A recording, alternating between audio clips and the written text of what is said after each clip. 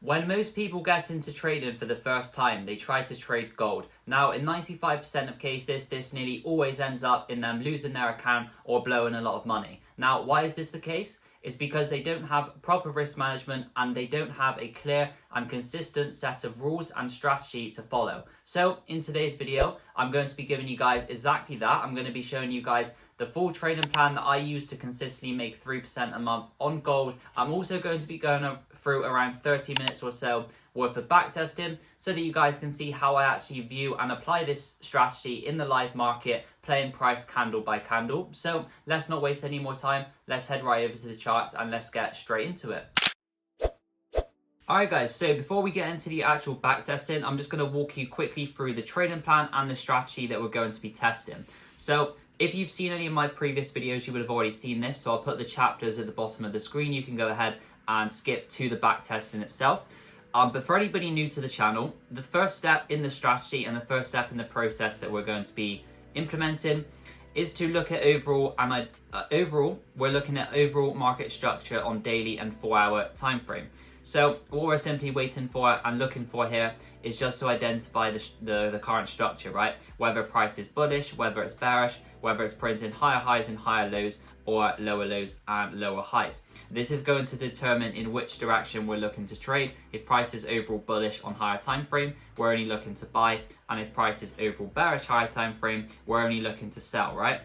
Very simple. That's essentially what I'm doing in step one. Every time I come to the charts, I'm making sure I'm aware of that higher time frame market direction and also where price has previously reacted from. So you can see here I've made a comment about once we've done the daily and 4-hour analysis, we're breaking it down to some of the lower time frames, such as the 1 hour, to identify some of the more refined and fractal structure. Maybe it's inside the current bullish leg. For example, it's the internal structure, right? We're looking to identify that, and then we're looking to draw on previous mitigations and structure. So what I essentially mean by drawing on previous mitigations is, if we have a look at this image right here, you can see that I've drawn on this white box. The white box basically suggests or signals to me that this is an area where price previously reacted from. So here we can see price was overall bearish. It then pulled back into this supply, mitigated the supply and reacted from it. So essentially I just want to draw that onto the charts so I'm aware of where price has previously reacted from, and then that is going to give us a good indication of where price is heading going forward, and also where it's likely to pull back into, right? For example, in this case, because this area has already been tapped, if price came all the way back up into it, it's very likely price is just going to take out the highs. So we're no longer interested in selling in that particular case, right? Step two is to go ahead and identify points of interest. And these are essentially and very simply regions where we're looking to buy or sell from. Now, I have two main points of interest. The first one, I'm sure a lot of you will be familiar with from perhaps other YouTube videos or other sort of courses you've been through. And it's just very simply an area of supply or demand within the current trend leg. And I have a few different criteria for this. The first one is that it needs to be imbalanced. Imbalance basically just shows us that this is an area where a lot of previous selling or buying volume previously came into the market. Hence, it is likely going to give us a reaction if price were to retrace into it. So it just kind of increases the probability that we get a reaction from that point of interest when we see that it is imbalanced, because it shows us that people were previously willing to buy or sell from that particular level. And we also need to see some higher time frame liquidity taken out, right? So for here, for example, you can see we had this previous high. When price tapped into this supply zone up here, it takes out that previous high first of all. And what this essentially means is, again, it's just going to add probability to us getting a reaction from this area of supply, because once higher time frame liquidity is taken out, you very nearly always see a move in the opposing direction. It doesn't have to be a complete move back to the previous lows. We can simply look to capitalize on a short-term move down, playing based off that liquidity level, right? And the second point of interest I wanted to mention is when we don't necessarily have a supply or demand, but we just have a higher time frame liquidity level. So just imagine here, for example, I was looking to buy. You can see price swept this previous low to the left. If price was overall bullish, I would have viewed this as a previous liquidity level, and looked for buys after that was taken out. But I'm only looking to do this in line with overall trend, right? So again, if price is overall bullish, I'm only looking for a sweep of previous lows to buy. If price is overall bearish, on the other hand, I am only looking to sell after a sweep of previous highs.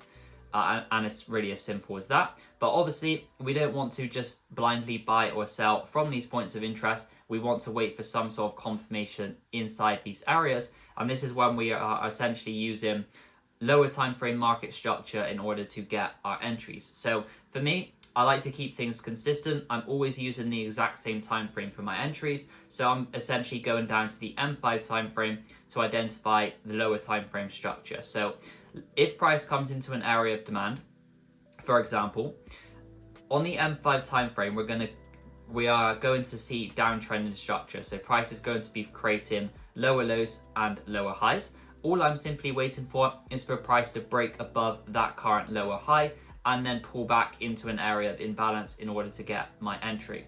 And it's really as simple as that. So just a quick visualizer of that. So imagine we have this area of demand down here, right?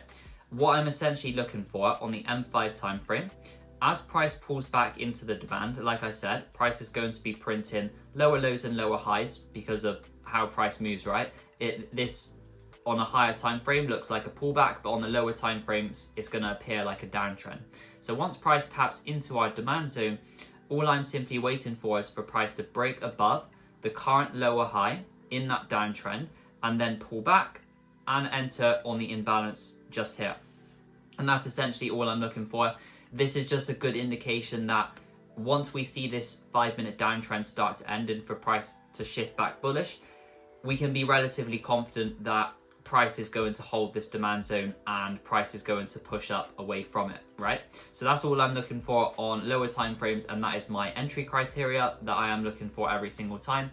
As I mentioned, the only other criteria I have for the entry is that there needs to be an area of imbalance created after that change of character. The change of character, by the way, being when price breaks above that lower high in a downtrend, or breaks below the higher low in an uptrend. Is basically just a breaker structure in the opposite direction to the trend, which signifies that the trend is ending.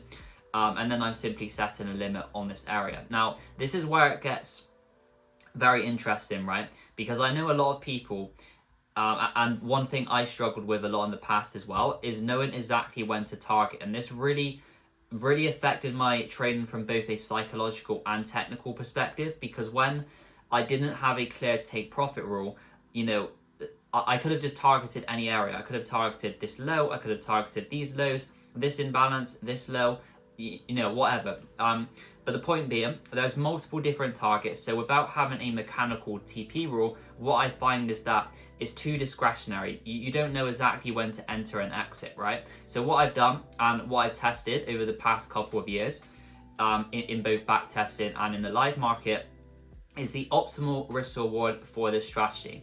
And what I personally found, and the conclusion I came to, was that using a mechanical 1 to 3 risk reward on every single trade, so just simply setting my TP at 1 to 3, is the optimal approach. And also not making break even and not taking any partials, so kind of just adopting this sort of set and forget approach.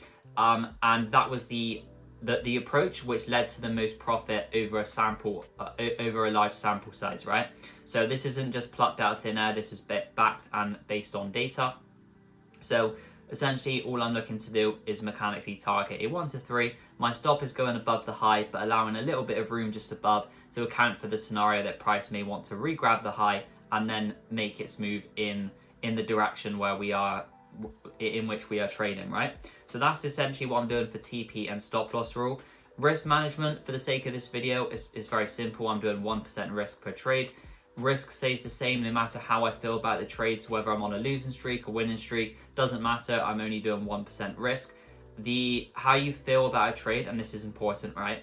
How you feel about a trade does not impact the likelihood that the trade plays out. So if you're very, very confident in a trade and it looks good, that could still be a loss. And if you feel bad about the trade and don't think it's a very good setup, that could be the one in the sample that plays out and hits TP, right? So it doesn't matter how you feel about the trade, I always use the same risk.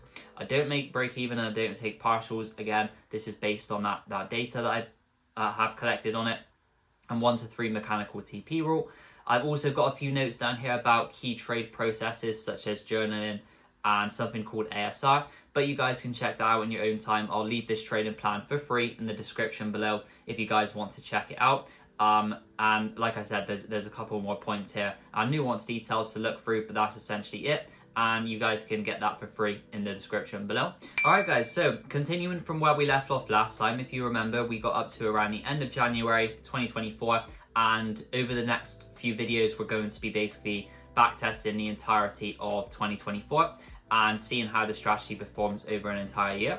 So just focusing on this recent price action, right? What we've had is price create this daily breaker structure. You can see it's still maintaining inside this daily bullish leg. So overall, higher time frame direction, it is still bullish. We've had price come down and react from this demand. Jumping over to the 4 hour, what we can see is, again, very clean bullish structure. Price has reacted from this demand, if we just refine it a little bit, giving us a change of character just here, and has now traded down into this sort of imbalance. But if you remember from last time, what we were essentially looking for is for price to maybe gravitate towards this 4 hour demand zone that was the origin of this big push up. It's just a very obvious demand zone, right, that created a lot of volume in the market. In terms of the 4 hour structure, like looking at this internal price action right here, it is still overall bearish, as you guys can see.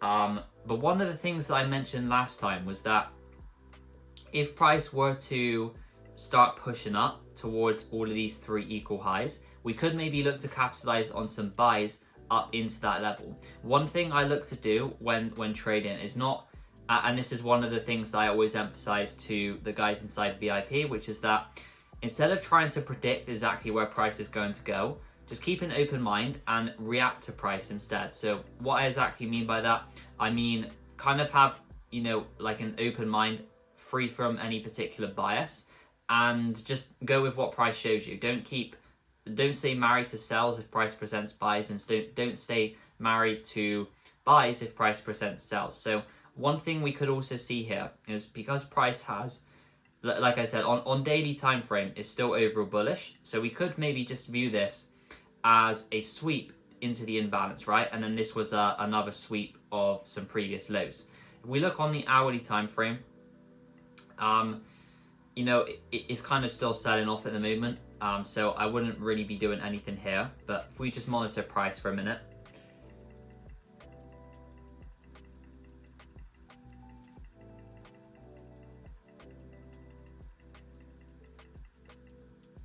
Right, there we go. So now what we can see, right, what is the likelihood here that price at least goes up into these previous highs before selling off? I would say that even if we are bearish, right, it's very likely price at least sweeps all of these highs first of all. So what we can look for here is maybe a pullback into a demand. So we have this area. We also have this one here. Again, having a few different areas in mind rather than staying married to one particular level. So if price can start to pull back before sweeping these highs, I'm happy to look for some buying opportunities up into those highs. So let's see if price pulls back. Okay, there we go. So price pulls back. Notice how as well it did react from this area of supply, but given that, you know, you've got all these 3 equal highs just above, what's the likelihood that this is actually a sell-off? Very unlikely, right? It's kind of just trapping more sellers in before the move up. So as always, going down to the M5, waiting for our entry confirmation. In this case, what I would be looking for in the live market, price comes down bearish, like so. This is the current lower high. So I'm waiting for a break above that, a pullback, and then looking to enter after that. So if price can push above this lower high right here, that becomes the entry, and that is the confirmation we're looking for. Okay, so what you can see now, price actually came down, created a new low. So now we're waiting for price to break above this high instead, kind of just adapting to that new breaker structure. And yeah, there we go. So one thing gold does a lot is when it taps into your area of supply or demand, it will grab the first touch of that zone. So here we can see it swept that first push away, then gives you the change of character afterwards. In this case, you can see very clear bullish momentum coming in. We've created an area of imbalance, and we've also got this area of 5-minute demand. So if price can pull back into this area, this is where I'm going to set my limit. Stops just below the low, and as I said in the introduction, mechanical 1 to 3 take profit. Like so. There we go. We'll set this limit, and we'll see if price pulls back for us. Cool, nice one. So that was a pretty perfect trade actually. You can see price comes down very correctively, sweeps previous lows into the demand, and then impulsively moves over to the upside. So what we can do now is zoom back out and look at another trade idea. So let's have a look.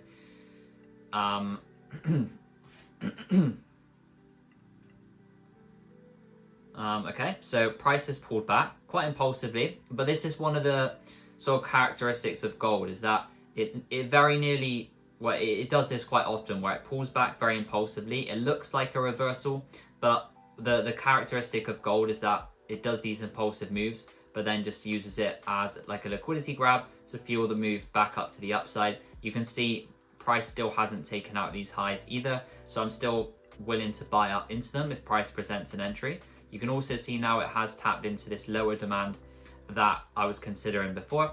Swept multiple lows into this area, so heading over to the M5, we're looking for another entry. And there we go, so that's what I was waiting for. Like I mentioned before, gold sweeps the first tap of the demand very often, so it did that here, then gave us a change of character and created some imbalance. At the moment, there's no clear area of demand to enter from, so I'm just going to play this on a little bit more to see if one forms. Okay, cool. So we now have one, right? We have this area of demand right here. We have some previous liquidity above it as well. So if price can pull back into this zone, I'm happy to set a limit here. Like so. Stops just below that demand, and then we'll go for the 1 to 3 again. In this particular case, there's no reason to have stops all the way down here, because if price breaks this demand, I don't want to be in the trade. There's not really anything else for it to react from. Just below this area is just like a pure imbalance. There's not really anything for price to react from. So I'm thinking if this demand zone breaks, you know, price is probably going to take the lows anyway. One thing I like about this trade as well, and one of the confluences I always discuss inside VIP, and one of the things that we use as an extra confluence, is looking to the left, right, just ask yourself, where is price reacting from? Because in this case, you just have this big imbalance, right? So what this essentially means is that it's very, very unlikely that price suddenly starts to reverse from here and heads back to the lows. It's more likely that the low is going to be protected and price is going to continue to the upside, because price hasn't taken out any previous highs and it hasn't reacted from an area of supply. So quite confident in this trade. Let's see how it plays out. Right, there we go. So price has tapped into our demand zone. If you missed that initial entry, you could have also got an entry on this demand as well. You can see as price came down into the demand, it created this structure on the M5 just here, broke past that structure and then created a new area of demand. Obviously, because I'm already in this trade, I'm not going to enter this, but entering on this area would have been a nice opportunity if you missed the first one. And then there we go. So that would have played out perfectly as well, as you guys can see. So TP hit on that one. Nice start to the session. Let's see how price develops from here. Okay, so this might be another nice opportunity actually. You can see price pulling back before taking the highs.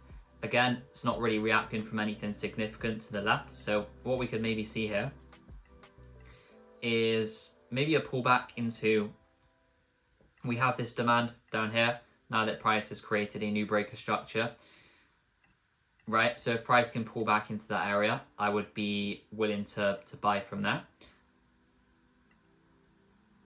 We'll fast forward the Asian session. Okay, nope. So Asian session just continuing up. Doesn't look like price wants to pull back for us. And yeah, there we go. So price has now broken that main high. So not really interested in this anymore. This area is still a valid point of interest if price were to pull back into it. Still looks very bullish at the moment, so we'll see how it reacts now that that previous high has been taken to the left.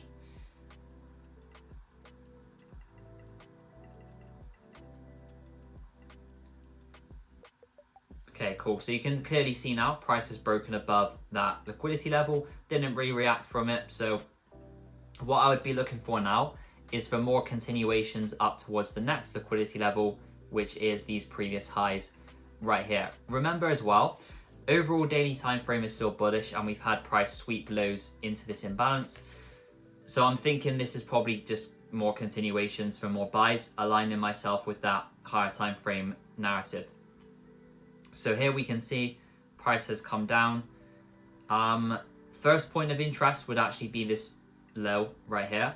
I mentioned in the introduction that I use liquidity levels in and of themselves as a point of interest. It doesn't always have to tap into the demand.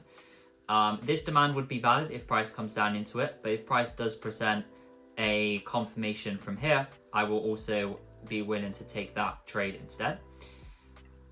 As of right now, there's not, like, if price just came down impulsively, there's no M5 structure for it to break. So what I'm going to do is just play this on the higher time frame because there's not going to be an entry here unless price breaks the low again. Yeah, there we go. So you can see price swept that high and then continued over to the upside. But like I said, there wasn't really a valid entry there.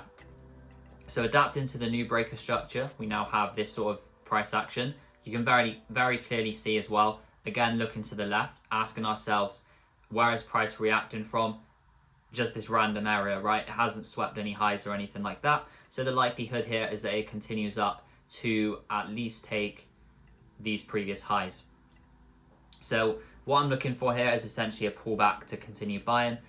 Let's see how price... Okay, so price is pulling back.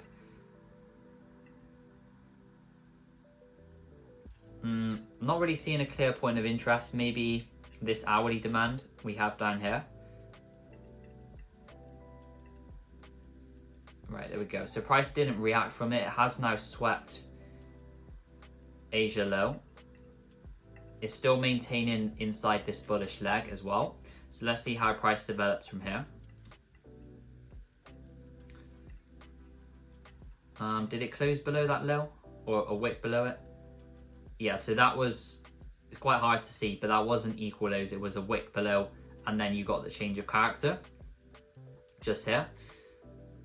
So I'll mark that on for you guys to see, but this was a sweep of that previous low to the left.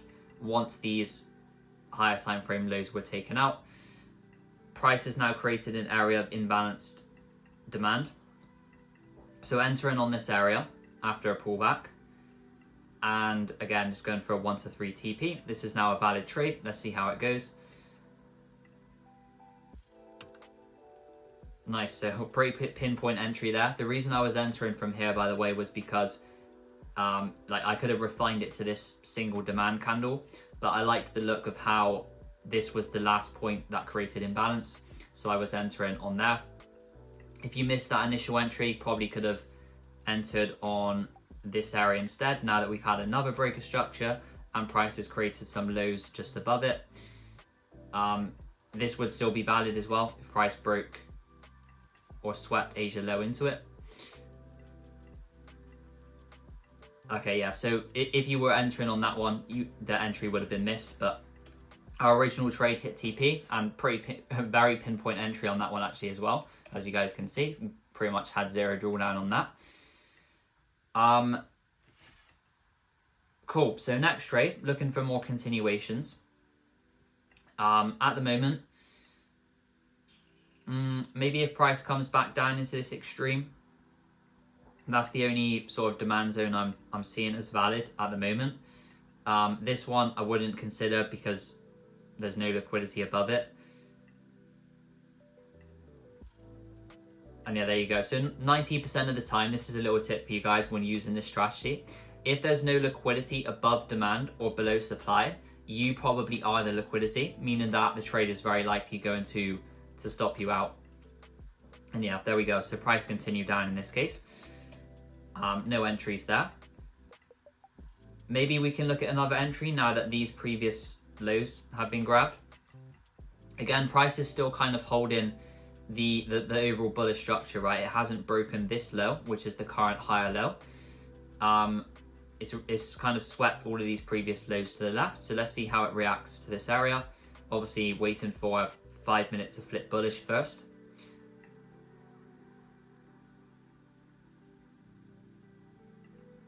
Okay, so we are getting a rally, but there hasn't been any change of character just yet. In a case like this, the next structure you want to see price break is this one all the way up here, for a change of character to be valid. Damn it, I played that slightly too quickly there, but the entry should have been after that change of character, entering on this demand.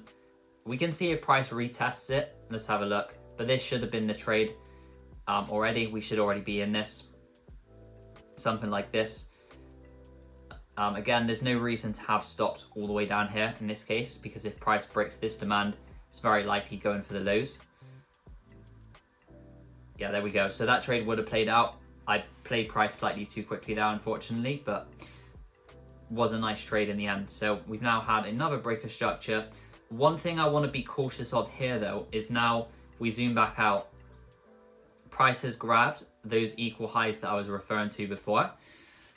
So this is kind of when you want to be a bit more cautious with the buys, because you can kind of anticipate here, especially after a big move like this, some sort of downside. So let's have a look at the M5 and see if price flips bearish here. This right here, this is not a valid change of character for me, just because it's not a clear pullback. So not really seeing anything here. Let's just keep playing price.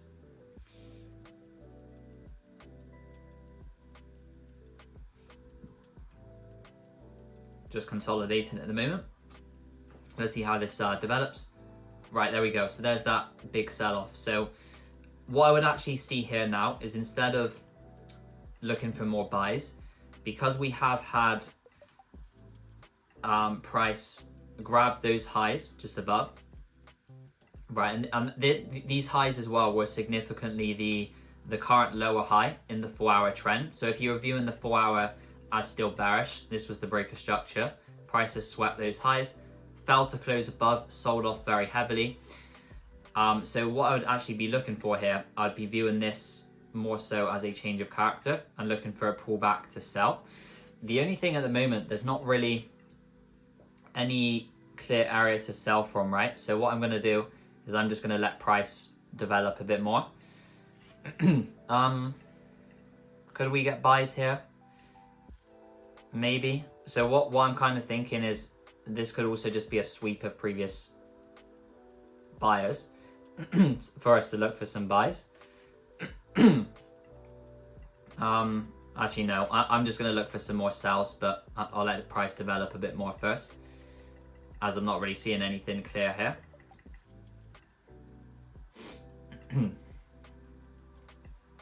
Again, this looks very corrective, like a pullback, but there's not really anything to sell from.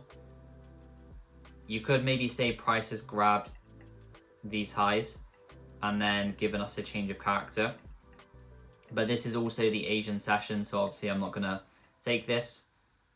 Yeah, so that would have been a quite a nice entry actually after the change of character, but like I said, happened in Asian session, so wasn't valid. So let's keep playing price to see if we can get another entry on this, on the sells. Right, there we go. So price is continuing to push down. You can see we've got this new breaker structure. Again, hasn't swept previous liquidity just yet, so very likely continuing to the downside as opposed to buying. Next point of interest for the sells would actually be, so jumping over to the M15 so we can see it more clearly. We have this area of supply just here. The prices just come into. So yeah, let's see how it reacts from here. Obviously, always waiting for M5 confirmation anyway. Right, there we go.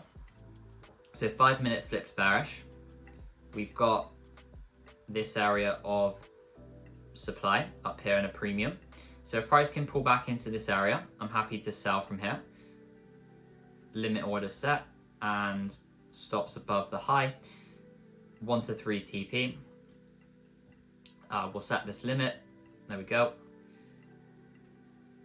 Okay, nope, so price didn't pull back for us. This trade becomes invalid once the main low is broken, because then I would want another confirmation in a new point of interest as opposed to just selling straight from this level.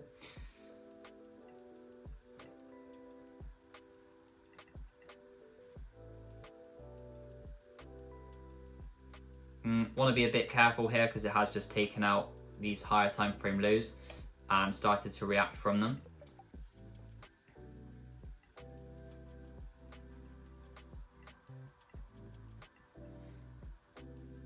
I think we could get some short-term buys from here actually. So again, I'm just keeping an open mind here because one perspective you could also take is that this move up was to create a higher high. So this could be interpreted as a 4-hour change of character, right? Price has now pulled all the way back into a discount, swept higher time frame lows. So let's monitor. In this case, I would want the 15-minute to at least flip bullish. 5-minute is not enough for me, just because you've got this extended bearish trend beforehand. So if price can break above this high, I'll look for sells. So, sorry, for buys. Right, there we go. So price did break above that high. It only wicked above it though, so I didn't really want to enter anything just yet. But what I would look out for is if price can grab these lows. This becomes a point of interest for me because it's the last bit of liquidity before you have this imbalance. If price grabs those lows, there we go, it happened in Asian session, but now that those lows have been grabbed, you can see we've got a new area of demand and price has closed above the structure. So what I'm going to actually do is set a limit on this area, have stops just below in case price wants to re-grab that low, and TP is going to be, as always, a 1 to 3. Just up here. Right, there we go. Like I said, it did re-grab Asia low. Gold does that a lot. There we go. As long as this holds though, I'm still happy to be in this buy. Ideally, it starts to break above one of these structure points. Let's have a look. Yeah, there we go. So if you wanted a confirmation entry on this as well, you could have saw this as a change of character and then enter on this demand zone. Which, yeah, there you go. So that would have probably played out very nicely. Does it continue? Yeah, there we go. So that would have been a nice confirmation entry if you missed this initial trade as well. But yeah, there we go. TP hit on that one. So what I'm thinking now, just notice where price is trading to the left. There's nothing for it to react from until it sweeps this previous high. So this becomes the next target for the buys. If that gets taken out, we could maybe look for some sells. Again, keeping an open mind because we could still view this as a change of character for the sells. So if price sweeps this high, we could maybe look for some more sells, particularly because you've got that big imbalance just above. One other tip for you guys, and one thing that massively helped me, is focusing on liquidity levels leading into a big imbalance because I've noticed they're very reactive. Price normally gives some sort of reaction from them. And another thing I like to say inside VIP is that when this is swept, we don't have to be right. We don't have to get, a complete move all the way back down to the lows. We could just look for a move like this before price eventually continues up. But we could still look to capitalize on a move like this because we're using the lower time frames for our entries, right? And that's the benefit of that. In terms of more buys, maybe... Okay, so price has made this move up. This was the most recent breaker structure. In terms of demand zones, do we have one? Not really. Maybe if price can grab this previous low. I'm thinking it's kind of like It's very choppy and consolidating. When price normally does that on gold, it sweeps the lower the consolidation, and then you get that move over to the upside. So let's have a look if this gets taken out. There is a demand here that was previously mitigated, but you can see it was a clear area. Very sideways price action as well, which is kind of good for the buys because it means price doesn't really have any downside momentum or intent.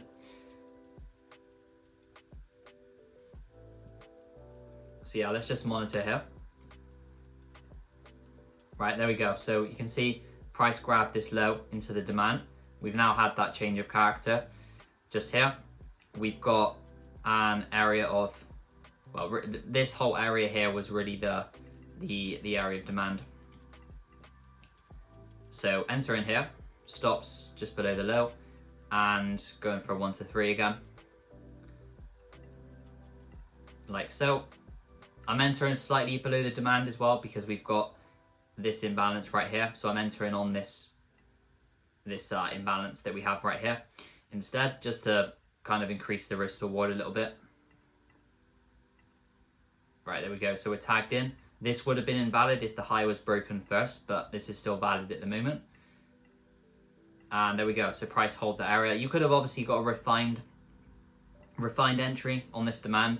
But one thing I personally like doing is, rather than trying to get sniper entries, if I'm wrong about a trade, I want to be really wrong about the trade rather than just a slightly bit wrong, if that makes sense. So I didn't want to just be, you know, wicked out by like a pip and then price continue in my direction. I want to be very wrong about the trade by having a stop loss which actually makes sense.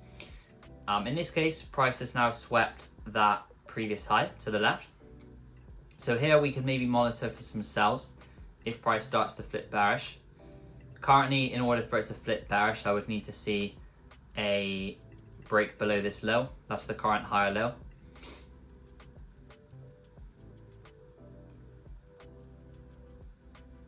Apart from that, I wouldn't really be doing anything here. Right, there we go. So price has now broken the low. So once I see this, right, I'm asking myself, between the high and the low before the pullback, is there an area of imbalanced supply that price could tap into? In this case, we have this area up here. We've got some liquidity below it, so this becomes valid.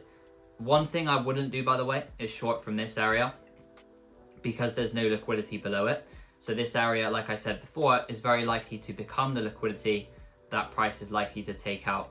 So I'm going to have my stop just above this area, and we'll go for a 1 to 3, and we'll see if price pulls back for us. If it lets me set this limit. There we go. Quite an impulsive move up into it. Let's have a look.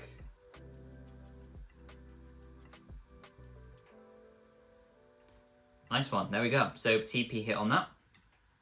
Very nice trade. Like I said, just taking advantage of previous liquidity, change of character, imbalanced supply, and then sell from there. But yeah, nice one, guys. So this video is already getting quite long, so I'm going to save the rest of this backtesting session for the next video. If you guys are enjoying this backtesting series, make sure to give it a like and subscribe. And if you haven't seen the first part of the series, I would watch this one next. It's the first part of the 2024 backtesting series.